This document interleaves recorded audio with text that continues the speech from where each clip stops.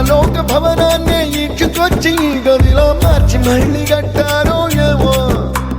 మాయజాలము తెలుసు మంత్రగారడి తెలుసు రెంటి కన్న ఇది ఇంకోటేమో నీలాకాశం నేలాకొస్తే ఇట్టాగే ఉంటాదో ఏమో ఈ సంతోషం దాచాలంటే